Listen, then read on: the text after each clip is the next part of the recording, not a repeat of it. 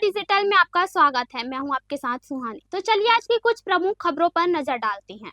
छत्तीसगढ़ राज्य वक्फ बोर्ड ने स्वतंत्रता दिवस पर राज्य की सभी मस्जिदों, मदरसों और दरगाहों में राष्ट्रीय ध्वज फहराने का निर्देश दिया है।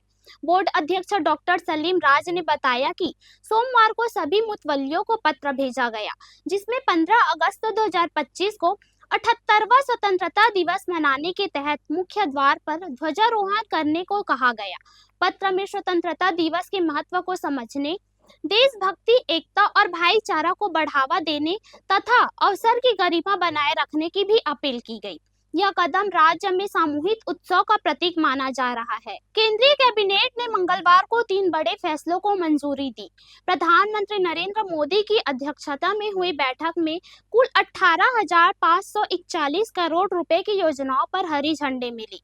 इसमें देश की 4 नए सेमीकंडक्टर प्रोजेक्ट शामिल है, जिन पर 4,594 करोड़ रुपए खर्च होंगी और ये ओडिशा, पंजाब व आंध्र प्रदेश में लगाए जाएंगे। इसके साथ ही लखनऊ मेट्रो के फेज 1B को 5,801 करोड़ रुपए की भी मंजूरी मिली। तातो हाइड्रो इलेक्ट्रिक प्रोजेक्ट को भी मंजूरी दी गई, जिस पर 8,146 करोड़ रुपए खर्च होंगे।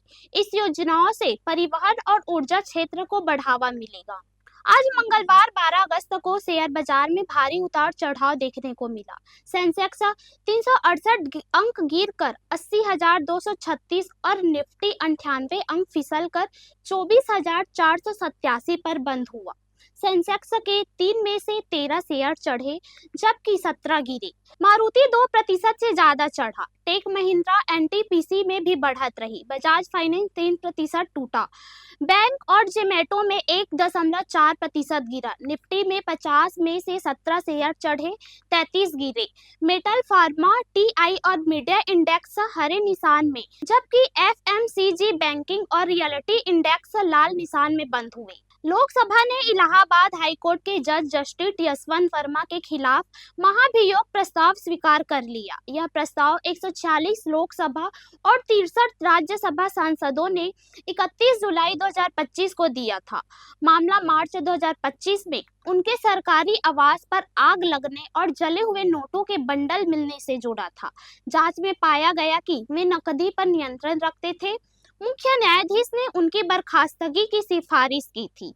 जांच के लिए सुप्रीम कोर्ट के justice Arvind Kumar, Madras high court के मुख्य न्यायाधीश मनिंदर मोहन श्रीवास्तव और वरिष्ठ अभिवक्ता वीवी आचार्य की समिति गठित हुई। आरोप सिद्ध होने पर दोनों सदनों में से विशेष बहुमत से प्रस्ताव पारित कर राष्ट्रपति को भेजा जाएगा। यह स्वतंत्र भारत का तीसरा ऐसा मामला माना जाएगा। महाराष्ट्र सरकार ने 15,000 पुलिस पदों पर भर्ती की मंजूरी देकर हजारों युवाओं का इंतजार खत्म कर दिया है। महीनों से टल रही प्रक्रिया अब तेजी से शुरू होगी। भर्ती 3 चरणों में होगी। शारीरिक परीक्षा, लिखित परीक्षा और साक्षात्कार में होगी। जल्द ही आधिकारिक विज्ञापन जारी होगा, जिसमें पात्रता व आवेदन विवरण होंगे। कैबिनेट बैठक में राशन कार्ड धारकों के लिए वितरण मार्जिन बढ़ाने, सोलापुर, पुणे, मुंबई मार्ग के लिए वित्त पोषण और सामाजिक न्याय विभाग की योजनाओं में ऋण गारंटी मानदंड में ढील जैसे फैसले भी लिए गए। कांग्रेस सांसद राहुल गांधी ने दिल्ली एनसीआर से आवारा कुत्तों को हटाने के सुप्रीम कोर्ट के निर्देश पर आपत्ति जताते हुए इसे अमानवीय और अदूरदर्शी बताया। उन्होंने कहा कि यह कदम मानवीय और विज्ञान समर्थित नीति से पीछे जाना, जबकि आश्रय, नसबंदी, टीकाकरण और सामुदायिक देखभाल से सड़कों को बिना क्रूरता के सुरक्षित रखा जा सकता है। सुप्रीम कोर्ट ने हाल में ही दिल्ली में आवारा कुत्तों के बढ़ते हमलों और रेबीज के खतरों को देखते हुए एमसीडी और एनडीएमसी के सभी कुत्तों को पकड़कर सुरक्षित जगह भेजने का आदेश दिया। कोर्ट ने कहा कि यह कदम बच्चों, महिलाओं और बुजुर्गों की सुरक्षा के लिए जरूरी है और इस प्रक्रिया में किसी भी तरह की बाधा डालने वालों पर सख्त कार्रवाई होगी। अमेरिकी राष्ट्रपति डोनाल्ड ट्रंप ने सोमवार को व्हाइट हाउस में बयान दिया था कि रूस तेल खरीदने वाले देशों पर लगाया गया अतिरिक्त टैरिफ मॉस्को के लिए एक बड़ा झटका है। उन्होंने कहा कि अमेरिका ने रूस के सबसे बड़े तेल खरीदार चीन और दूसरे सबसे बड़े खरीदार भारत पर 50% टैरिफ लगाने की घोषणा की। ट्रंप के अनुसार इस कदम से रूस की अर्थव्यवस्था पर गंभीर असर पड़ा है। साथ ही उन्होंने बताया कि इस हफ्ते वह यूक्रेन में सीज फायर के मुद्दे पर रूसी राष्ट्रपति पुतिन से मुलाकात करेंगे। ऐसे ही खबरों के अपडेट्स देखने के लिए जुड़े रहिए पायनियर डिजिटल के साथ। तब तक के लिए नमस्कार।